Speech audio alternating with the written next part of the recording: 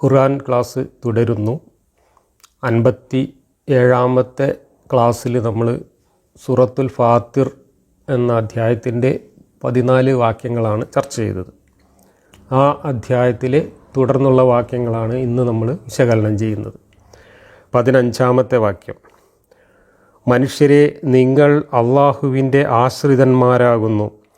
അള്ളാഹുവാകട്ടെ നിരാശ്രയനും സ്തുത്യർഹനുമാകുന്നു. ഇവിടെ അള്ളാഹുവിൻ്റെ ഒരു വലിയ സിഫത്താണ് പറയുന്നത്. നമ്മളെല്ലാവരും അള്ളാഹുവിനെ ആശ്രയിക്കുന്നവരാണ്. എന്നാൽ അള്ളാഹു പരിപൂർണനാണ്, അള്ളാഹു നിരാശ്രയനാണ്, അള്ളാഹുവിന് യാതൊരു ആശ്രയവും ആവശ്യമില്ല. ഇതാണ് ഇവിടെ അള്ളാഹുവിൻ്റെ വലിയൊരു ഗുണമായിട്ട് പറയുന്നത്. ഖനിയുൻ ഹമീദ് എന്നാണ്. അള്ളാഹു സ്തുതി അർഹിക്കുന്നവനും ഖനിയുമാണ്. ഖനി എന്ന് പറഞ്ഞാൽ നിരാശ്രയൻ അല്ലെങ്കിൽ പരാശ്രയം വേണ്ടാത്തവൻ, സ്വയം പര്യാപ്തൻ, സ്വയം പൂർണ്ണൻ എന്നൊക്കെയാണ് അർത്ഥം. എന്നാൽ അള്ളാഹുവിനെ നമ്മളൊന്ന് കൃത്യമായിട്ട് പോസ്റ്റ്മോർട്ടം ചെയ്ത് പരിശോധിച്ച് കഴിഞ്ഞാൽ ഈ പറഞ്ഞത് ഒരു ബഡായിയാണ് എന്ന് മനസ്സിലാവും. അള്ളാഹുവിന് ആശ്രയം വേണ്ട എന്ന് പറഞ്ഞതിന് വിരുദ്ധമായിട്ടുള്ള അള്ളാഹു മറ്റുള്ളവരെ ആശ്രയിക്കുന്നതിൻ്റെ നിരവധി ദൃഷ്ടാന്തങ്ങൾ ഈ ഖുർആനിൽ തന്നെ ഉണ്ട്. അതും ആരെയാണ് ആശ്രയിക്കുന്നത്? സ്വന്തം സൃഷ്ടികളായിട്ടുള്ള നിസ്സാര ജീവികളെ വരെ അള്ളാഹു ആശ്രയിക്കുന്നു. എന്നിട്ട് പറയുകയാണ്, എനിക്ക് ഒന്നിൻ്റെ ആശ്രയം വേണ്ട. കുൻ എന്ന് പറഞ്ഞാൽ ഉദ്ദേശിക്കുന്നത് എന്തും സൃഷ്ടിക്കാൻ കഴിവുള്ള ആളാണ് എന്ന് പറഞ്ഞ് വീമ്പ് പറയുന്ന അതേ അള്ളാഹു ഓരോ കാര്യങ്ങൾ സൃഷ്ടിക്കുന്നതിൻ്റെ കോലം കണ്ടാൽ നമുക്കറിയാം അങ്ങനെയൊന്നും സൃഷ്ടിക്കാനുള്ള കഴിവ് മൂപ്പർക്കില്ല. കളിമണ്ണ് കുഴച്ചിട്ട് മനുഷ്യനുണ്ടാക്കിയ കാര്യവും ഒക്കെ നമ്മൾ പറഞ്ഞു. എന്ന് മാത്രമല്ല, അള്ളാഹുവിന് പരാശ്രയമൊന്നും വേണ്ട. കുൻ എന്ന് പറഞ്ഞാൽ വിചാരിക്കുന്നത് എന്തും സാധിക്കുമെങ്കിൽ പിന്നെ എന്തിനാണ് അള്ളാഹുവിന് പഴയ രാജാക്കന്മാരെ മാതിരി കുറേ പരിചാരകരും മന്ത്രിമാരും പട്ടാളക്കാരും പണിക്കാരും ഒക്കെ എന്തിനാ? അതൊക്കെ ഉണ്ട് എന്നാണ് ഖുർആൻ പറയുന്നത്. മലക്കുകൾ, എന്തിനാണ് മലക്കുകളെ സൃഷ്ടിച്ചിട്ടുള്ളത്? അള്ളാഹുവിനെ സ്തുതിക്കാൻ വേണ്ടി മാത്രമല്ല മലക്കുകളെ സൃഷ്ടിച്ചിട്ടുള്ളത്, മലക്കുകൾക്ക് ചുമതലകൾ ഏൽപ്പിച്ചു കൊടുത്തിരിക്കുകയാണ്. എന്നിട്ട് മലക്കുകളാണ് ഓരോ കാര്യങ്ങളും ചെയ്യുന്നത്. ഇടിപൊട്ടിക്കുന്നത്, മഴ പെയ്യിക്കുന്നത്, കൊടുങ്കാറ്റടിപ്പിക്കുന്നത്, മനുഷ്യന്മാരെ ജീവനെ പിടിച്ചുകൊണ്ട് പോകുന്നത്, മനുഷ്യന്മാരെ സ്ത്രീകളുടെയൊക്കെ ഗർഭത്തിൽ കയറി വന്നിട്ട് അവിടെ ഉണ്ടായ കുട്ടിക്ക് റൂഹ് ഊതിക്കയറ്റുന്നത്, ഇതെല്ലാം അവിടെ വന്നിട്ട് കുട്ടീൻ്റെ കിതാബിൽ ആ കുട്ടിയുടെ ഭാവി കാര്യങ്ങളെല്ലാം രേഖപ്പെടുത്തി വെക്കുന്നത്, ഓരോ മനുഷ്യൻ്റെയും 2 ചുമലിലിരുന്നു കൊണ്ട് 2 മനുഷ്യൻ്റെയും നന്മതിന്മകളൊക്കെ റെക്കോർഡാക്കുന്നത്, ഇതെല്ലാം മലക്കുകളെ ആശ്രയിച്ചിട്ടാണ്. സർവ്വജ്ഞാനിയും പരാശ്രയം വേണ്ടാത്ത ആളും എല്ലാത്തിനും കഴിയുന്ന ആളും കുൻ എന്ന് പറഞ്ഞാൽ തന്നെ എന്തും സാധിക്കുന്ന ഒരാളും ആണെങ്കിൽ ഇതിൻ്റെ ഒന്നും ആവശ്യമില്ലല്ലോ. ഇതൊക്കെ ദൈവത്തിന് ഒരൊറ്റ കുൻപറച്ചിലൂടെ സാധ്യമാകുന്ന കാര്യമില്ല. പിന്നെ എന്തിനാണ് ഈ മലക്കുകളെ ആശ്രയിക്കുന്നത്? ഇനി മനുഷ്യരെന്ന് പറയുന്ന സ്വന്തം സൃഷ്ടികളോട് ആശയവിനിമയം നടത്താൻ അള്ളാഹു എത്ര ആശ്രയമാണ്, എത്ര തോട്ടിയാണ് ഏച്ച് കെട്ടിയിട്ടുള്ളത് ആശ്രയിക്കാൻ വേണ്ടിയിട്ട്. അള്ളാഹുവിന് നേരിട്ട് മനുഷ്യൻ്റെ മനസ്സിലേക്ക് ആശയങ്ങൾ എത്തിക്കാനുള്ള കഴിവില്ല. അള്ളാഹു ആദ്യം അവിടുന്ന് ഒരു അഞ്ചൽക്കാരനെ, ആരും കാണാത്ത ഒരു മലക്കിനെ പറഞ്ഞയക്കുകയാണ്. എന്നിട്ട് ആ മലക്ക് ഈ ഭൂമിയിലുള്ള വേറൊരു ആളെ ദൂതനായിട്ട് തിരഞ്ഞെടുത്തിട്ട് ആ ദൂതൻ്റെ കയ്യിലേക്ക് മെസ്സേജ് കൊടുക്കുകയാണ് ചെയ്യുന്നത്. അപ്പോൾ 2 തോട്ടിയായി അവിടുന്ന് കൊടുത്തയക്കാനൊരു മലക്ക്, പിന്നെ ഇവിടെ മനുഷ്യർക്ക് എത്തിച്ചു കൊടുക്കാൻ വേറെ ഇവിടുത്തെ ഒരു ഇടനിലക്കാരൻ, അങ്ങനെ 2ാമത്തെ പോസ്റ്റ്മാൻ. അങ്ങനെ ഈ പോസ്റ്റ്മാൻ്റെ കയ്യിൽ കിതാബ് കൊടുത്തയച്ച്, കിതാബ് എന്ന് പറയുന്ന ഒരു ആശ്രയം. ഇങ്ങനെ ഒരുപാട് കാര്യങ്ങളെ ആശ്രയിച്ച് തോട്ടി കെട്ടിയിട്ട് വേണം അള്ളാഹുവിന് നമ്മളോട് ആശയവിനിമയം നടത്താൻ.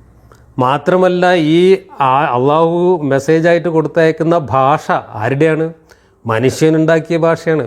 ഭൂമിയിലുള്ള എല്ലാ ഭാഷകളും മനുഷ്യർ നിർമ്മിച്ചതാണ്. അള്ളാഹുവിന് ആശ്രയം വേണ്ടാത്ത അള്ളാഹുവിന് സ്വന്തം സൃഷ്ടികളോട് ആശയവിനിമയം നടത്താൻ ആ സൃഷ്ടികൾ സൃഷ്ടിച്ച ഒരു ഭാഷയെ ആശ്രയിക്കേണ്ടി വരിക എന്ന് പറഞ്ഞാൽ അതിലും വലിയ ഗതികേട് എന്താണുള്ളത്? ഇനി ആ ഭാഷയിലൂടെ കാര്യങ്ങൾ സംസാരിക്കാൻ ഒരു മനുഷ്യൻ്റെ ശരീരം, മനുഷ്യൻ്റെ വായും നാക്കും മനുഷ്യൻ്റെ സ്വനപേടകവും ഒക്കെ ആശ്രയിക്കേണ്ടി വരുന്നു. അള്ളാഹുവിന് നേരിട്ട് സംസാരിക്കാൻ വയ്യ. എന്നിട്ട് അള്ളാഹു ഒരു ദൂതനെ ആശ്രയിച്ചു കൊണ്ടാണ് സംസാരിക്കുന്നത്. സംസാരിക്കാൻ അള്ളാഹുവിന് സ്വന്തമായൊരു ഭാഷയില്ല. എന്നിട്ട് മനുഷ്യനുണ്ടാക്കിയ പ്രാദേശിക ഭാഷ കടമെടുത്തിട്ടാണ് അള്ളാഹു ആശയവിനിമയം നടത്തുന്നത്. ഇതൊക്കെ ചെയ്യുന്ന അള്ളാഹു വീമ്പ് പറയാണ്, എനിക്ക് ആശ്രയം വേണ്ട എന്ന് പറഞ്ഞാൽ ഇതിലും വലിയ മണ്ടത്തരം വേറെ എന്താ ഉള്ളത്? അള്ളാഹുവിന് ഒരാശ്രയം വേണ്ടെങ്കിൽ പിന്നെ എന്തിനാ അള്ളാഹു എന്നെ സ്തുതിക്കേ എനിക്ക് ആരാധന തരികേ എന്നൊക്കെ പറഞ്ഞുകൊണ്ട് മനുഷ്യൻ്റെ പിന്നാലെ നടക്കേണ്ട ആവശ്യം എന്താ? അപ്പോൾ അള്ളാഹുവിന് ആരാധന കിട്ടണം എന്ന് പറയുന്നത് ഒരു തരം ആശ്രയമല്ലേ? അള്ളാഹുവിന് എല്ലാം തികഞ്ഞ അള്ളാഹുവിന് എന്തിനാണ് സ്വന്തം സൃഷ്ടികളുടെ മുഖസ്തുതിയും ആരാധനയും ഒക്കെ കിട്ടണം എന്ന് പറയുന്നത്? അപ്പോൾ അള്ളാഹു ആശ്രയനാണ് എന്നുള്ളത് ഒരു വീമ്പ് പറച്ചിൽ മാത്രമായിട്ട് അവിടെ നിൽക്കുകയും ബാക്കിയുള്ള വിശദീകരണങ്ങളിലേക്ക് പോകുമ്പോൾ അള്ളാഹു എന്തിൻ്റെയൊക്കെയോ ആശ്രിതനായിട്ട് കിടന്ന് നട്ടം തിരിയുന്നത് നമ്മൾ കാണുകയും ചെയ്യുന്നു. അള്ളാഹു സർവശക്തനാണ്, കുൻ പറഞ്ഞാൽ എല്ലാം സാധിക്കും എന്നൊരു ഭാഗത്ത് വീമ്പ് പറയുകയും, എന്നാൽ അള്ളാഹുവിന് ഓരോ കാര്യങ്ങളും സാധിക്കാൻ കൊശവന്മാരെ നോക്കി പഠിക്കണം, മണ്ണ് കുഴയ്ക്കണം, അതുപോലെ 6 ദിവസം വേണം, അതും ചില്ലറ ദിവസമല്ല, 1000 കൊല്ലങ്ങൾക്ക് സമമായ 6 ദിവസം കൊണ്ട് വേണം അള്ളാഹുവിനെ ആകാശം ഭൂമി ഉണ്ടാക്കാൻ. ഇതൊന്നും ഈ പറഞ്ഞ കുൻ പറഞ്ഞാൽ സാധ്യമാകും എന്ന് പറയുന്ന സർവശക്തിയുമായി യോജിക്കുന്നതല്ല. അപ്പോൾ ഒരു ഭാഗത്ത് പറയുന്ന കാര്യങ്ങൾക്ക് നേരെ വിരുദ്ധമായിട്ട് അനേകം കാര്യങ്ങൾ അപ്പുറത്ത് പറയുക എന്നതാണ് ഈ ഖുർആനിൽ നമ്മൾ കാണുന്ന ഒരു കോമഡി. അതുകൊണ്ട് തന്നെയാണ് ഇത് വികലമായി ചിന്തിക്കാൻ കഴിയുന്ന അല്ലെങ്കിൽ സമഗ്രമായി ചിന്തിക്കാൻ കഴിവില്ലാത്ത ഒരു മാനസിക വിഭ്രാന്തി ബാധിച്ച ഒരു മനുഷ്യൻ്റെ മനസ്സിൽ നിന്ന് പുറത്തേക്ക് തള്ളിയിട്ടുള്ള വികലമായ ആശയങ്ങളാണ് എന്ന് നമ്മൾ പറയുന്നതും ഇതുകൊണ്ടാണ്. അപ്പോൾ അള്ളാഹു പരാശ്രയം വേണ്ടാത്തവനാണ്, അള്ളാഹു സമദാണ്, അള്ളാഹു ഖനിയാണ് തുടങ്ങിയിട്ടുള്ള വാദങ്ങളെ ഖുർആൻ തന്നെ അനേകം തെളിവുകളിലൂടെ ഖണ്ഡിക്കുന്നുണ്ട് എന്ന് മനസ്സിലാക്കുക. ഇങ്ങനെയുള്ള വൈരുദ്ധ്യങ്ങളുടെ ഒരു അവിയലാണ് ഖുർആൻ. അതുകൊണ്ട് തന്നെ ഈ വിശ്വാസം മനുഷ്യൻ്റെ സാമാന്യ യുക്തിക്ക് നിരക്കുന്ന ഒരു കഥയേ അല്ല എന്ന് നമുക്ക് ഉറപ്പിച്ച് പറയാൻ കഴിയും. അടുത്ത വാക്യം, അവൻ ഉദ്ദേശിക്കുന്ന പക്ഷം നിങ്ങളെ നശിപ്പിക്കുന്നതും പുതിയ സൃഷ്ടികളെ കൊണ്ടുവരുന്നതുമാകുന്നു. അത് അള്ളാഹുവിന് ഒരു പ്രയാസമുള്ള കാര്യമല്ല. ഇതൊന്നും പറയേണ്ട ആവശ്യം പോലും ഇല്ല. മക്കാർ അള്ളാഹുവിൻ്റെ കഴിവിനെ ചോദ്യം ചെയ്തിട്ടേ ഇല്ല. അള്ളാഹുവിന് കഴിവുണ്ടെങ്കിൽ അതങ്ങട്ട് കാണിക്ക്. താൻ പറയുന്നത് അള്ളാഹു പറയുന്നതാണെന്നും അള്ളാഹുവാണ് തന്നെ പറഞ്ഞയച്ചത് എന്നും തെളിയിക്കാൻ വേണ്ടിയിട്ട് താൻ വേണമെങ്കിൽ ഈ ശിക്ഷ, താൻ ഭീഷണിപ്പെടുത്തുന്നത് പോലുള്ള ശിക്ഷ ഇങ്ങോട്ട് ഇറക്ക് എന്ന് വരെ അവർ നിരവധി തവണ മുഹമ്മദിനെ വെല്ലുവിളിച്ചതാണ്. അപ്പോൾ അള്ളാഹുവിന് അതിന് കഴിയും എന്ന് ഇങ്ങനെ പറഞ്ഞാൽ അത് എന്തൊരു മറുപടിയാണ്? അതൊക്കെ കൊഞ്ഞനം കുത്തലല്ലേ? ഉത്തരം മുട്ടിയാലുള്ള കൊഞ്ഞനം കുത്തൽ എന്നതിനപ്പുറത്ത് എന്ത് അർത്ഥമാണ് അതിനുള്ളത്?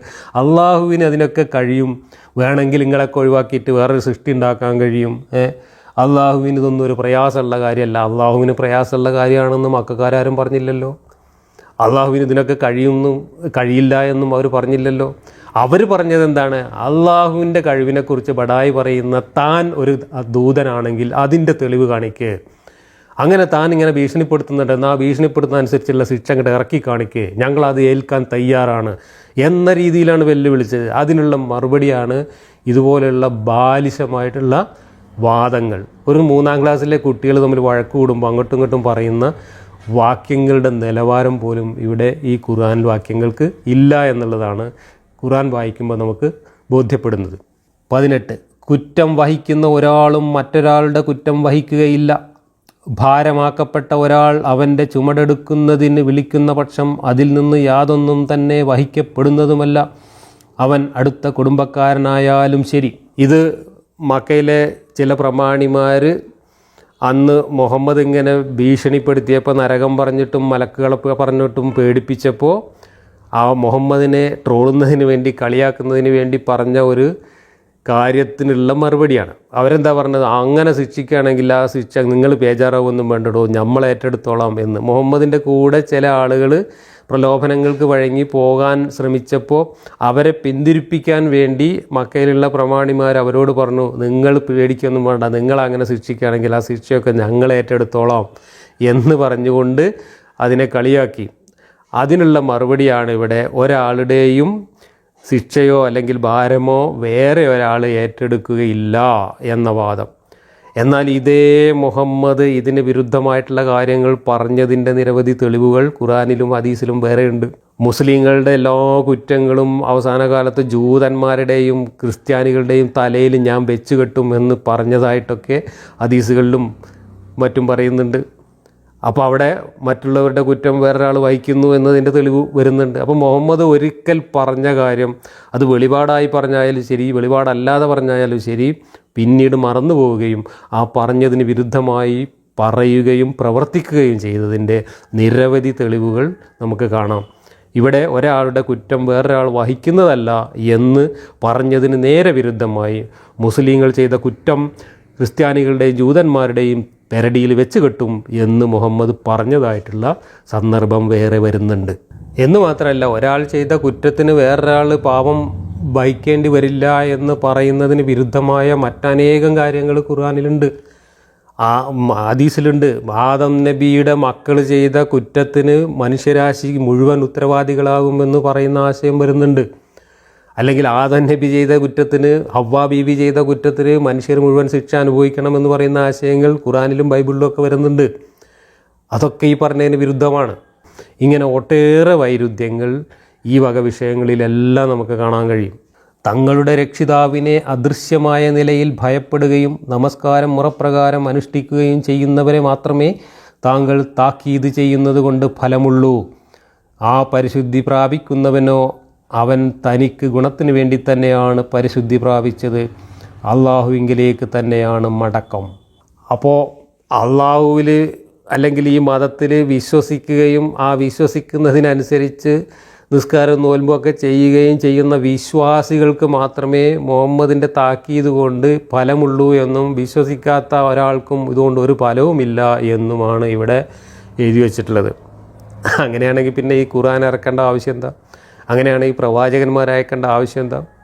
ഒരാവശ്യമില്ല. കാരണം ഇത് വിശ്വസിക്കാത്തവർക്കല്ലേ ഇതിൻ്റെ താക്കീത് കൊണ്ട് ഗുണം ഉണ്ടാവേണ്ടത്, വിശ്വസിക്കാത്തവർക്കല്ലേ അത് ബോധ്യപ്പെടേണ്ടത്. വിശ്വസിക്കാത്തവർക്കും ഇതുകൊണ്ട് ഒരു ഗുണവുമില്ല എന്ന് പറഞ്ഞാൽ ഇതൊക്കെ മുഹമ്മദിൻ്റെ നിരാശയിൽ നിന്ന് പുറത്തേക്ക് വന്നിട്ടുള്ള അർത്ഥശൂന്യമായ വാദങ്ങളാണ്.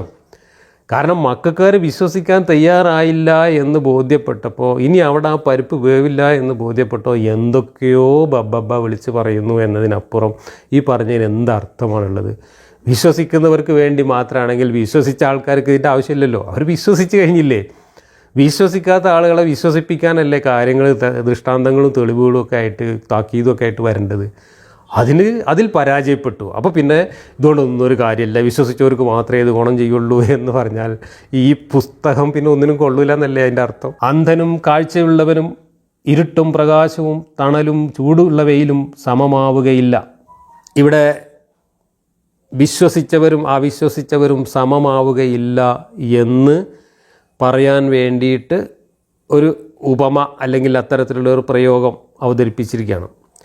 പക്ഷേ ഇന്ന് നമുക്കറിയാം ഈ പ്രയോഗമൊക്കെ അങ്ങേയറ്റം മനുഷ്യത്വഹീനമായിട്ടുള്ള പ്രയോഗമാണ് എന്നും ഇന്ന് സംസ്കാരമുള്ള ഒരു മനുഷ്യനും ഇങ്ങനെ പറയില്ല എന്നും. ഇതൊക്കെ പൊളിറ്റിക്കലി ഇൻകറക്റ്റായിട്ടുള്ള വാക്യങ്ങളാണ്. അന്ധനും കണ്ണ് കാണുന്നവനും സമമാവുകയില്ല എന്ന് പറഞ്ഞാൽ അത് ശുദ്ധ തോന്നിയാസാണ്. ഇന്ന് നമ്മളുടെ ഒരു മോറൽ കൺസെപ്റ്റ് അനുസരിച്ച് കണ്ണ് കാണാത്തവനും കണ്ണ് കാണുന്നവരും ഒക്കെ തുല്യരാണ്.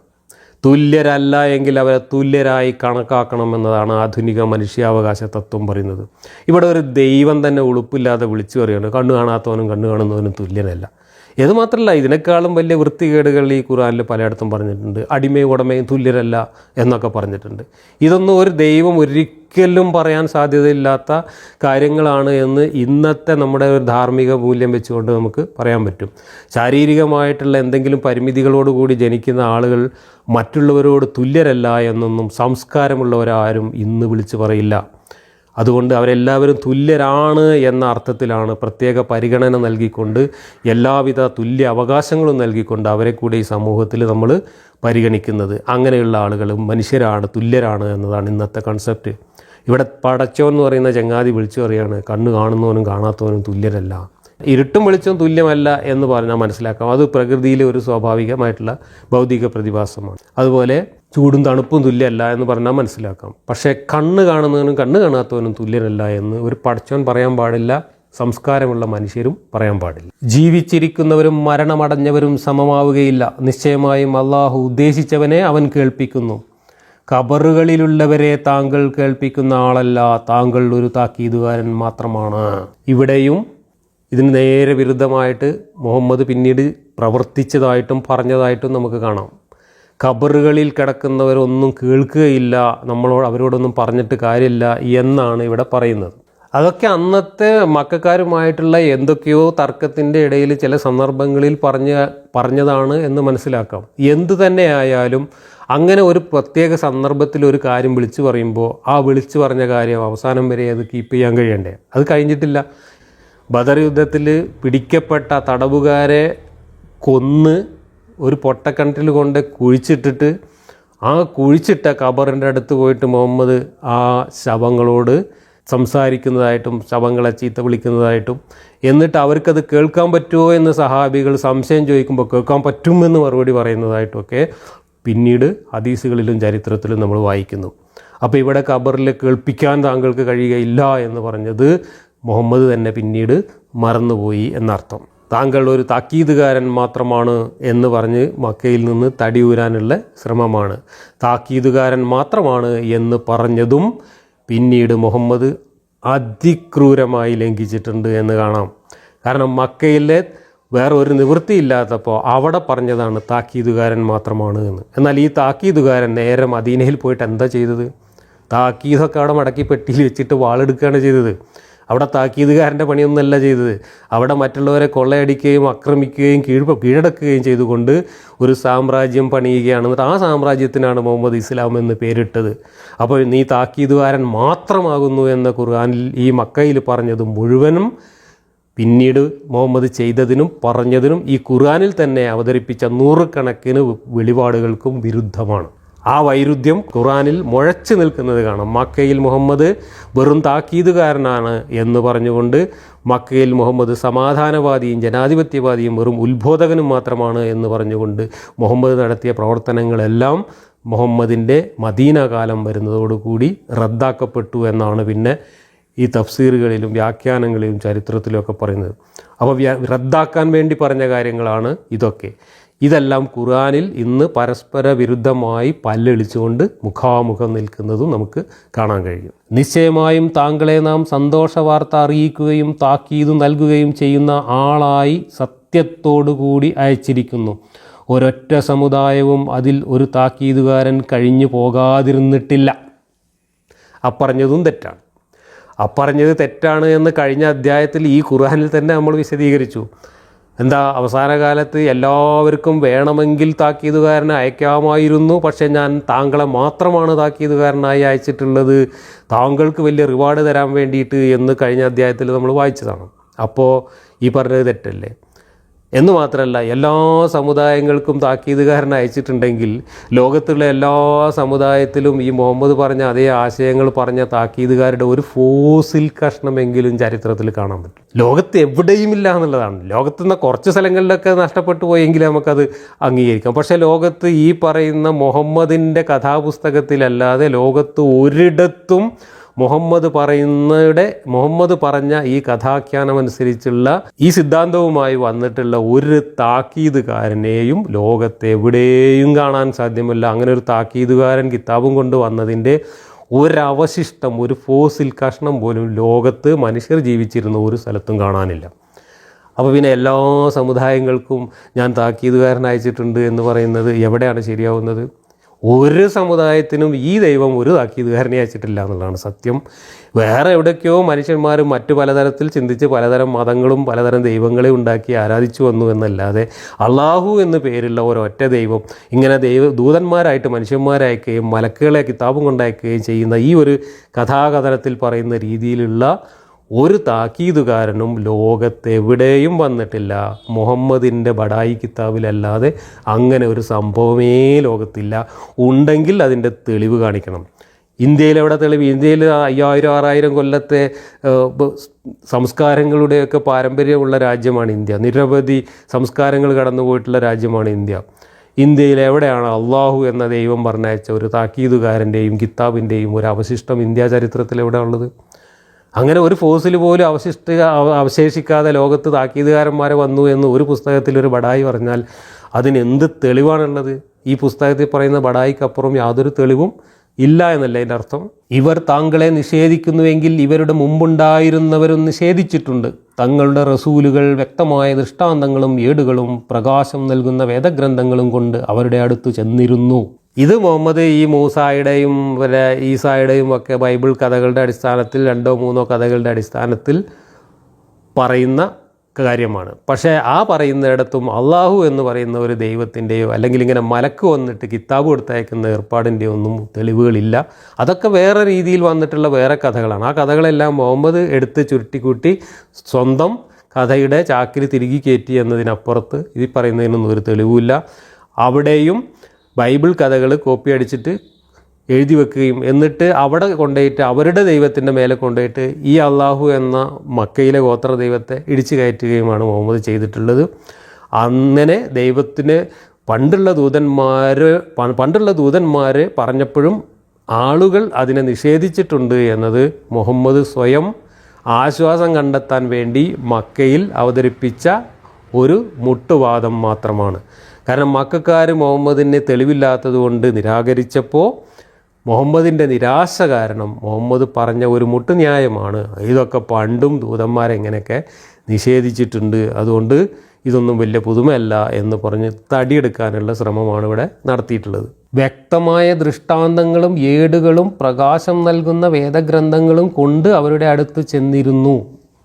അങ്ങനെയുള്ള വ്യക്തമായ ഏടും ദൃഷ്ടാന്തവും ഗ്രന്ഥവും ഒന്നും മുഹമ്മദ് കൊണ്ടുവന്നിട്ടില്ല. അത് കൊണ്ടുവരാനും അറബികൾ മുഹമ്മദിനെ വെല്ലുവിളിച്ചതാണ്. മുഹമ്മദ് ഇങ്ങനെ തൊള്ളപടായി പറഞ്ഞു പോകുക എന്നല്ലാതെ മുഹമ്മദിൻ്റെ കയ്യിൽ ഒരു ഗ്രന്ഥം ഉണ്ടായിരുന്നില്ല, ഒരു ഏടും ഉണ്ടായിരുന്നില്ല, ഒരു കടലാസും കഷ്ണം പോലും ഉണ്ടായിരുന്നില്ല.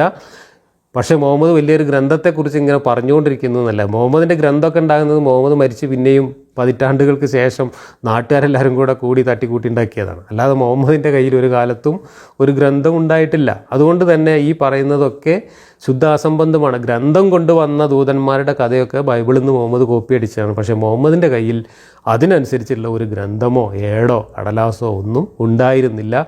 അതുകൊണ്ട് തന്നെയാണ് മക്കക്കാർ മുഹമ്മദിനെ നിഷേധിച്ച് തള്ളിയതും. പിന്നീട് സത്യനിഷേധികളെ ഞാൻ പിടിച്ചു ശിക്ഷിച്ചു, അപ്പോൾ എൻ്റെ പ്രതിഷേധം എങ്ങനെയായി? ഭീഷണിയാണ്.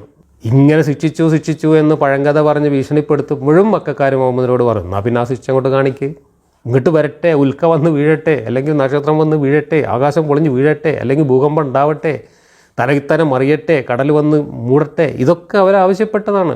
ഇതൊന്നും മുഹമ്മദിന് ചെയ്യാൻ കഴിയില്ല. അപ്പോഴൊക്കെ എന്തെങ്കിലുമൊക്കെ പിന്നെ ന്യായം പറഞ്ഞ് രക്ഷപ്പെടുകയാണ് മുഹമ്മദ് ചെയ്യുന്നത്. അള്ളാഹു ആകാശത്ത് നിന്ന് വെള്ളം ഇറക്കിയത് നീ കണ്ടില്ലേ? എന്നിട്ട് അതുമൂലം നാം വർണ്ണങ്ങൾ വ്യത്യസ്തമായ ഫലവർഗ്ഗങ്ങളെ ഉൽപ്പാദിപ്പിച്ചു. പർവ്വതങ്ങളിലുമുണ്ട് വെളുപ്പും ചുമപ്പുമുള്ളവ, വർണ്ണങ്ങൾ വ്യത്യസ്തമായ വരകളുള്ളവയും തനി കറുത്തിരുണ്ടവയും. എന്താ ഇപ്പോൾ ഈ വിശദീകരണം കൊണ്ടൊക്കെ കാര്യം? ഇതൊക്കെ മനുഷ്യന്മാർക്കൊക്കെ അറിയുന്നതല്ലേ. ഇങ്ങനെ പർവ്വതങ്ങൾ പലതരത്തിലുള്ള മണ്ണും പലതരത്തിലുള്ള പാറയുള്ളത് കൊണ്ട് പല കളറിലും കാണാം. പിന്നെ മഴ ഇങ്ങനെ പെയ്യുന്നു, ആകാശത്തുനിന്ന് മഴ പെയ്യുന്നു എന്നാണ് പറയുന്നത്. ആകാശത്തുനിന്ന് നല്ല മഴ പെയ്യുന്നത് നമ്മൾ പലവട്ടം പറഞ്ഞതാണ്. എന്നിട്ട് വിത്തുകൾ മുളക്കുന്നു, ചെടി ഉണ്ടാവും. ഇതൊക്കെ മനുഷ്യന്മാർ കാണുന്ന കാഴ്ചകളാണ്. ഇതൊന്നും മുഹമ്മദ് ദൈവദൂതനാണ് എന്നതിൻ്റെയോ മുഹമ്മദ് ഈ പറയുന്നത് ദൈവത്തിൻ്റെ വെളിപാടാണ് എന്നതിനോ അള്ളാഹു മാത്രമേ ദൈവമുള്ളായിട്ടുള്ളൂ എന്നതിൻ്റെയോ ഒന്നിൻ്റെയും ഒരു തെളിവും നൽകുന്നില്ല. ഇതൊക്കെ മനുഷ്യർക്ക് അറിയുന്ന പ്രകൃതിയിൽ നടക്കുന്ന കാര്യങ്ങളാണ്. ഇതിങ്ങനെ പിന്നെയും ആവർത്തിച്ച് വിളിച്ചു പറഞ്ഞുകൊണ്ടേയിരിക്കുകയാണ്. ദൃഷ്ടാന്തങ്ങളെന്നും പറഞ്ഞ് മുഹമ്മദ് ചുറ്റും കണ്ട കാര്യങ്ങൾ അങ്ങനെ ബടായി പറയുന്നു എന്നതിനപ്പുറം എന്താണ് ഇതിലൊക്കെ ഒരു അർത്ഥമുള്ളത്? മനുഷ്യരിലും ജന്തുക്കളിലും കന്നുകാലികളിലും ഉണ്ട് അതുപോലെ വർണ്ണവ്യത്യാസമുള്ളത്. അള്ളാഹുവിൻ്റെ അടിമകളിൽ അറിവുള്ളവരല്ലാതെ അവനെ ഭയപ്പെടുകയില്ല. നിശ്ചയമായും അള്ളാഹു പ്രതാപശാലിയും ഏറ്റവും പൊറുക്കുന്നവനുമാകുന്നു. കറുപ്പും വെളുപ്പുള്ള കന്നുകാലികളുണ്ട്, ചുവപ്പും വരെയുള്ള മൃഗങ്ങളുണ്ട്. അള്ളാഹുവിനെ അറിവുള്ളവർ മാത്രമേ ഭയപ്പെടുകയുള്ളൂ. അള്ളാഹു വലിയ പ്രതാപശാലിയാണ്, പൊറുക്കുന്നവനാണ്. ഇതൊക്കെ തന്നെയാണ് പറഞ്ഞുകൊണ്ടേയിരിക്കുന്നത്. നിശ്ചയമായും അള്ളാഹുവിൻ്റെ വേദം ഓതുകയും നമസ്കാരം മുറപ്രകാരം അനുഷ്ഠിക്കുകയും അവർക്ക് നാം നൽകിയതിൽ നിന്ന് രഹസ്യമായും പരസ്യമായും ചെലവഴിക്കുകയും ചെയ്യുന്നവർ ഒട്ടും നഷ്ടം സംഭവിക്കാത്ത ഒരു കച്ചവടം ആഗ്രഹിക്കുകയാണ് ചെയ്യുന്നത്. കച്ചവടമാണ്, ലാഭം കിട്ടാൻ വേണ്ടിയിട്ടില്ല. അതിൻ്റെ ഭവിഷ്യത്ത് അവർക്കുള്ള പ്രതിഫലം അള്ളാഹു പൂർണ്ണമാക്കി കൊടുക്കലും തൻ്റെ അനുഗ്രഹത്തിൽ നിന്ന് വർദ്ധിപ്പിച്ചു കൊടുക്കലുമാണ്. നിശ്ചയമായും അവൻ വളരെ പൊറുക്കുന്നവനും നന്ദി സ്വീകരിക്കുന്നവനുമാകുന്നു.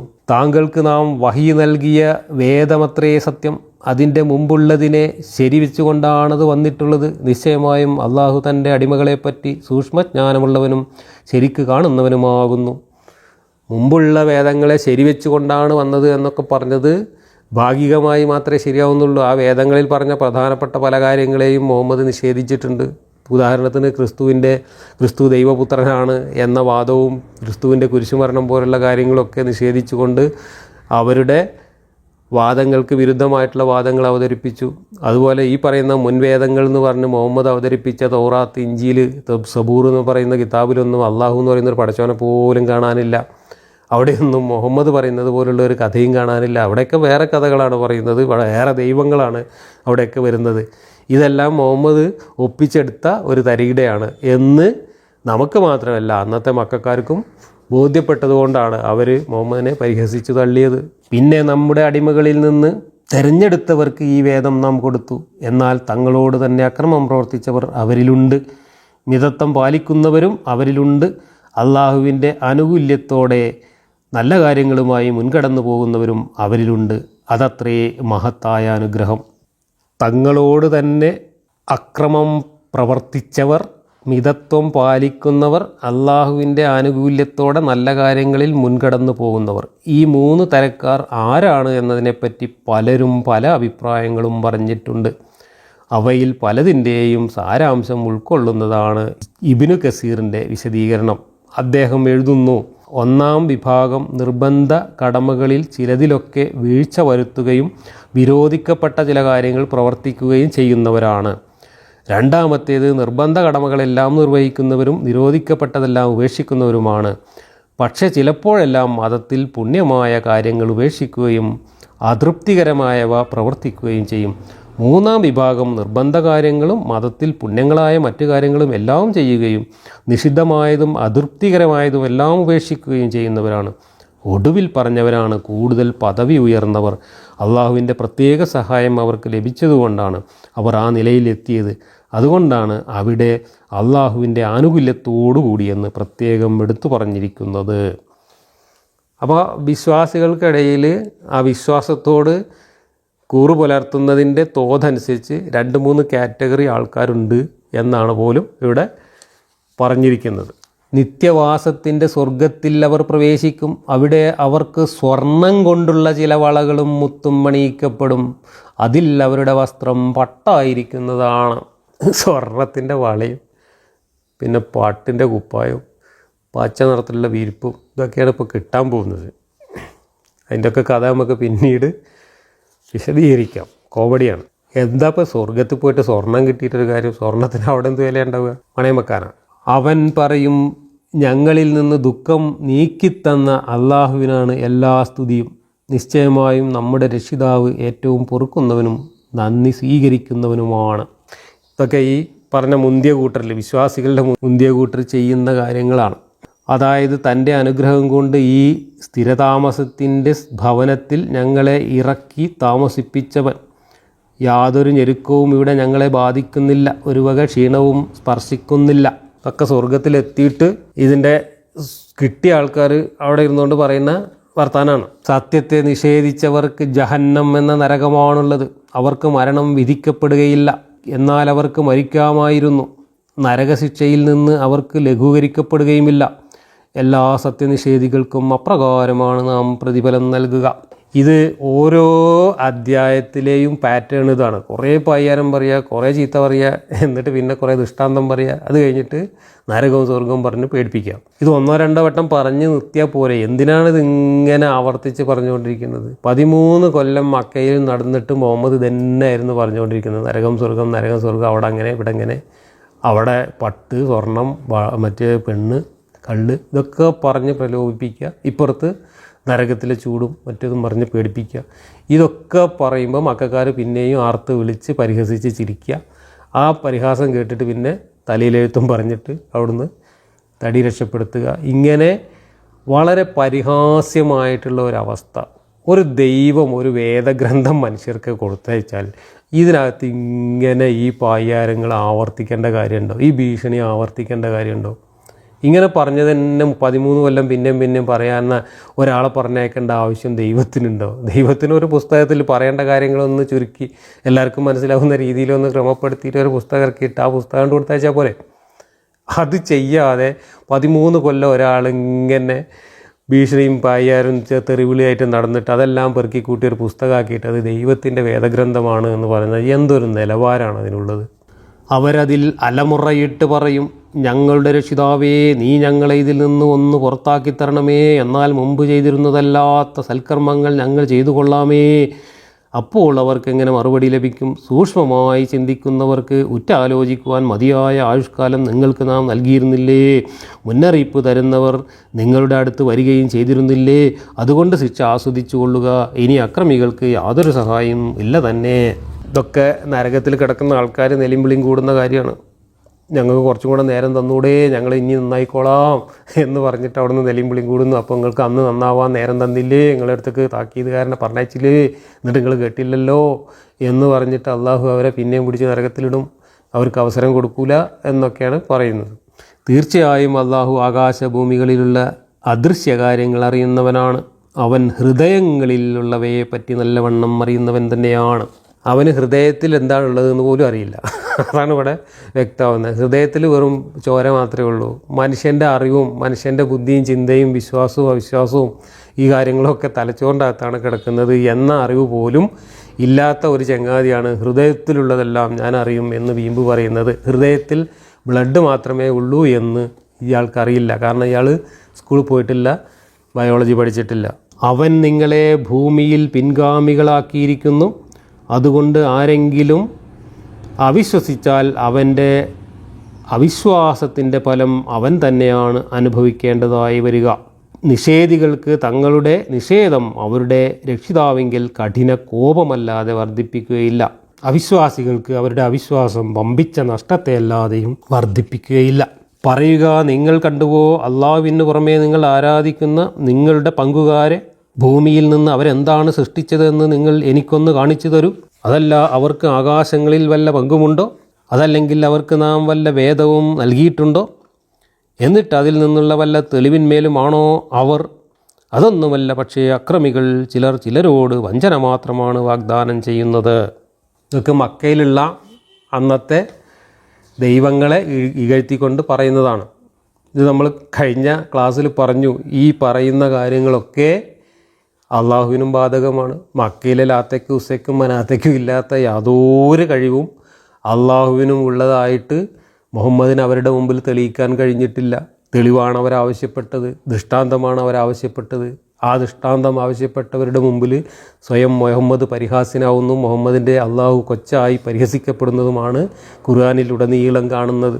നിശ്ചയമായും ആകാശഭൂമികൾ നീങ്ങിപ്പോകാതിരിക്കുവാനായി അള്ളാഹു അവയെ പിടിച്ചു നിർത്തുന്നു. അവ രണ്ടും നീങ്ങിപ്പോകുന്ന പക്ഷം അവയെ നിയന്ത്രിച്ചു നിർത്തുവാൻ അള്ളാഹുവിന് പുറമെ മറ്റാർക്കും കഴിയുന്നതല്ല. നിശ്ചയമായും അവൻ വളരെ സഹനശീലനും വളരെ പൊറുക്കുന്നവനുമാകുന്നു. അപ്പോൾ ഭൂമി ഇങ്ങനെ പരന്ന ഭൂമിയാണ്. അതിൻ്റെ മുകളിൽ ആകാശം ഇങ്ങനെ കുട പൊന്തിച്ച് വെച്ചിരിക്കുകയാണ്. അപ്പോൾ ഈ കുട പാറിപ്പോവാതിരിക്കാനും ഇത് രണ്ടും നീങ്ങിപ്പോവാതിരിക്കാനും അള്ളാഹു ഇങ്ങനെ പിടിച്ചു വെച്ചിരിക്കുകയാണെന്നൊക്കെയാണ് പറയുന്നത്. ഇതൊക്കെ ഇന്നത്തെ നമ്മുടെ ഒരു 3ാം ക്ലാസ്സിലെ അറിവ് വെച്ച് നോക്കുമ്പോൾ തന്നെ അള്ളാഹു ഹൃദയത്തിലുള്ളത് മുഴുവൻ അറിയുന്ന ആളാണ് എന്ന് നമുക്ക് മനസ്സിലാവും. അള്ളാഹുവിന് അതേ അറിയുള്ളൂ. തലച്ചോറിലുള്ളതും അറിയില്ല, ദുനിയാവിലുള്ളതും അള്ളാഹുവിന് അറിയില്ല. മുഹമ്മദിൻ്റെ ഹൃദയത്തിലുള്ള അറിവ് മാത്രമേ അള്ളാഹുവിനുള്ളൂ എന്ന് ഈ ആകാശം ഭൂമി പിടിച്ചു വെച്ചു. അകന്നു പോകാതെ എന്നൊക്കെ പറയുന്നിടത്ത് തന്നെ വ്യക്തമാണ്. ആകാശവും ഭൂമിയും പ്രപഞ്ചമൊക്കെ എന്താണെന്ന് ഖുർആനിലുടനീളം പറയുന്ന കാര്യങ്ങൾ ഒരുമിച്ച് ചേർത്ത് വെച്ച് വായിച്ചാൽ നമുക്കറിയാം അള്ളാഹുവിന് യാതൊരു കഥയുമില്ല എന്ന്. തങ്ങൾക്ക് ഒരു താക്കീതുകാരൻ വന്നു കിട്ടിയാൽ മറ്റു സമുദായങ്ങളിൽ ഏതൊന്നിനേക്കാളും നിശ്ചയമായും തങ്ങൾ കൂടുതൽ നേർമാർഗം പ്രാപിച്ചവരായി തീരുമെന്ന് കഴിയും വിധം അവർ അള്ളാഹുവിനെ കൊണ്ട് സത്യം ചെയ്തുറപ്പിച്ച് പറഞ്ഞിരുന്നു. എന്നിട്ട് താക്കീതുകാരൻ അവരുടെ അടുക്കൽ വന്നപ്പോൾ അതവരെ കൂടുതൽ ഓടിച്ചു കളയുക മാത്രമാണ് ചെയ്തത്. അവരങ്ങനെ പറഞ്ഞിരുന്നു എന്നാണ് പറയേണ്ടത്. ഞങ്ങൾക്ക് ഈ ജൂതന്മാരുടെയും ക്രിസ്ത്യാനികളെയൊക്കെ മാതിരി ഞങ്ങൾക്കും നല്ലൊരു പ്രവാചകനൊക്കെ വരികയാണെങ്കിൽ ഞങ്ങൾ അംഗീകരിച്ചോളാം എന്ന് പണ്ട് അറബികൾ ആരോ പറഞ്ഞിരുന്നു എന്ന് മുഹമ്മദ് ഇവിടെ പറയുന്നുണ്ട്. മുഹമ്മദ് ചിലപ്പോൾ അങ്ങനെ ആരെങ്കിലും പറയുന്നത് കേട്ടിട്ടാവും എന്നാൽ പിന്നെ ഞാനത് അയക്കണം എന്ന് തീരുമാനിച്ചത്. ഏതായാലും മുഹമ്മദിനെ പോലെ ഒരാൾ വന്നിട്ട് ഇതുപോലെയുള്ള പിച്ചും പേയും പറഞ്ഞപ്പോൾ അത് ഈ പ്രവാചകനോ അല്ലെങ്കിൽ അങ്ങനെയുള്ള ആളൊന്നും അല്ല എന്നും മക്കക്കാർക്ക് ബോധ്യമായതുകൊണ്ടാണ് അവർ തള്ളിക്കളഞ്ഞത്. ഭൂമിയിൽ ഗർവ് നടിച്ചതിനും ദുഷിച്ച കുതന്ത്രം പ്രയോഗിച്ചതിനും വേണ്ടി ദുഷിച്ച കുതന്ത്രങ്ങളുടെ ഫലം അതിൻ്റെ ആൾക്കാരിൽ തന്നെയാണ് വന്നു ഭവിക്കുക. അപ്പോൾ പൂർവികന്മാരുടെ മേൽ എടുത്ത നടപടിയല്ലാതെ മറ്റെന്താണ് ഇവർക്ക് പ്രതീക്ഷിക്കുവാനുള്ളത്? എന്നാൽ അള്ളാഹുവിൻ്റെ നടപടിച്ചട്ടങ്ങൾക്കും ഒരു മാറ്റവും താങ്കൾ കാണുകയില്ല. അള്ളാഹുവിൻ്റെ നടപടിച്ചട്ടങ്ങൾക്ക് ഒരു ഭേദഗതിയും താങ്കൾ കാണുകയില്ല. ഇവർ ഭൂമിയിൽ സഞ്ചരിക്കുകയും എന്നിട്ട് തങ്ങളുടെ പൂർവ്വഗാമികളുടെ പര്യവസാനം എങ്ങനെയായിരുന്നുവെന്ന് നോക്കിക്കാണുകയും ചെയ്തിട്ടില്ലേ? അവർ ഇവരെക്കാൾ കടുത്ത ശക്തരായിരുന്നതാനും ആകാശഭൂമികളിലുള്ള ഒരു വസ്തുവിനും അള്ളാഹുവിനെ പരാജയപ്പെടുത്താൻ കഴിയുകയില്ല തന്നെ. നിശ്ചയമായും അവൻ സർവജ്ഞനും സർവശക്തനുമാണ്. മനുഷ്യർ ചെയ്ത കുറ്റങ്ങൾക്ക് അള്ളാഹു അവരെ പിടിച്ചു ശിക്ഷിക്കുന്ന പക്ഷം ഭൂമുഖത്തൊരു ജീവിയെയും അവൻ ബാക്കിയാക്കി വിടുമായിരുന്നില്ല. പക്ഷേ ഒരു നിശ്ചിത അവധി വരെ അവൻ അവർക്ക് കാലതാമസം ചെയ്തു കൊടുക്കുന്നു. അങ്ങനെ അവരുടെ അവധിയെത്തിയാൽ നിശ്ചയം അള്ളാഹു അവൻ്റെ അടിമകളെപ്പറ്റി നല്ലവണ്ണം കണ്ടറിയുന്നവനാകുന്നു. ഇവിടെ പൂർവികരുടെ കെട്ടുകഥകൾ പറഞ്ഞ് പേടിപ്പിക്കുകയാണ്. ആ പൂർവികരുടെ കെട്ടുകഥയിൽ മുഹമ്മദ് പറഞ്ഞത് ദൂതന്മാരെ നിഷേധിച്ചു, അപ്പോഴേക്കന്നെ അള്ളാഹു അവരെല്ലാം മലമറിച്ച് ശിക്ഷിച്ചു എന്നാണ്. അപ്പോഴാണ് മക്കക്കാർ എന്നാൽ അതുപോലെ കണ്ട് ശിക്ഷിച്ച് കാണിക്കുക എന്ന് ആവശ്യപ്പെട്ടത്. അതിനുള്ള മറുപടിയാണ് ഇപ്പോൾ ഈ പറഞ്ഞത്. അങ്ങനെ പെട്ടെന്നൊന്നും ശിക്ഷിക്കാനൊന്നും പറ്റില്ല, കുറച്ചു കാലം അവധിയൊക്കെ കൊടുത്തിട്ടേ ഞാൻ ശിക്ഷിക്കുള്ളൂ എന്നൊക്കെ പറഞ്ഞ് തടി കഴിച്ചിലാക്കാണ്. പക്ഷേ ഒരു കാലത്തും അള്ളാഹു മക്കക്കാരെ ശിക്ഷിച്ചതായിട്ട് ചരിത്രത്തിലില്ല. പക്ഷേ മുഹമ്മദ് കുതന്ത്രം പ്രയോഗിച്ചുകൊണ്ട്, ചതി പ്രയോഗിച്ചുകൊണ്ട് അവരെ ആക്രമിച്ച് കീഴ്പ്പെടുത്തി അവരെ ശിക്ഷിക്കുന്നത് നമ്മൾ കണ്ടു. എന്നിട്ട് ആ ശിക്ഷ അള്ളാഹുവിൻ്റെ ശിക്ഷയാണ് എന്ന് യാതൊരു ഉളുപ്പുമില്ലാതെ ഇവർ വ്യാഖ്യാനിക്കുകയും ചെയ്തു. ഇതാണ് മക്കയിലെ മുഹമ്മദിൻ്റെ ഖുർആനിൻ്റെയും വെളിപാടിൻ്റെയും അവസ്ഥ. മുഹമ്മദ് ദൈവദൂതനാണെന്നതിനോ ഖുർആൻ ദൈവത്തിൻ്റെ വെളിപാടാണ് എന്നതിനോ മനുഷ്യൻ്റെ സാമാന്യ യുക്തിക്ക് നിരക്കുന്ന ഒരു തെളിവും മുഹമ്മദ് ഹാജരാക്കിയില്ല എന്ന് മാത്രമല്ല, മുഹമ്മദ് പറഞ്ഞ മണ്ടത്തരങ്ങളും വൈരുദ്ധ്യങ്ങളും മുഹമ്മദിൻ്റെ തന്നെ വാക്കുകളിൽ വന്നിട്ടുള്ള വിഡ്ഢിത്തങ്ങളും എല്ലാം മക്കക്കാർക്ക് മനസ്സിലായി. അതുകൊണ്ട് തന്നെ മക്കക്കാർ മുഹമ്മദിൻ്റെ അസുഖം എന്താണ് എന്ന് കൃത്യമാക്കി മനസ്സിലാക്കി മുഹമ്മദിനെ തള്ളിപ്പറയുകയാണ് ഉണ്ടായത്. അവർ മുഹമ്മദിനെ ആക്രമിക്കുകയോ കൊല്ലുകയോ ഒന്നും ചെയ്തിട്ടില്ല. അതേസമയത്ത് അവർ പരിഹസിച്ചു, നന്നായി ഉത്തരം മുട്ടിച്ചു. അതിൽ മുഹമ്മദ് പ്രകോപിതനായി, മുഹമ്മദിന് നിരാശ വന്നു, മുഹമ്മദ് ആത്മഹത്യക്ക് ശ്രമിച്ചു. അവസാനം ആത്മഹത്യ ചെയ്യാൻ ധൈര്യമില്ലാതെ വന്നപ്പോൾ ഇവരോട് എങ്ങനെയെങ്കിലും പ്രതികാരം ചെയ്യണമെന്ന പ്രതികാര ബുദ്ധിയോടുകൂടി മുഹമ്മദ് മക്കയിൽ നിന്ന് മദീനയിലേക്ക് പലായനം ചെയ്യുകയാണ് ചെയ്തത്. അവിടെ പോയിട്ട് മുഹമ്മദ് പിന്നെ ഈ പറഞ്ഞ താക്കീതുകാരൻ എന്നുള്ള ആ ഒരു വിശേഷണമൊക്കെ എടുത്ത് സഞ്ചിയിൽ വെച്ചിട്ട് വാളെടുത്തിട്ട് കൊള്ളക്കാരൻ്റെ പണിയെടുക്കുകയാണ് ചെയ്യുന്നത്. ഇതാണ് ഇസ്ലാമിൻ്റെ ചരിത്രം, ഇതാണ് ഖുർആൻ്റെ ചരിത്രം. മറ്റൊരു അധ്യായവുമായിട്ട് നമുക്ക് അടുത്ത ക്ലാസ്സിൽ വീണ്ടും കാണാം.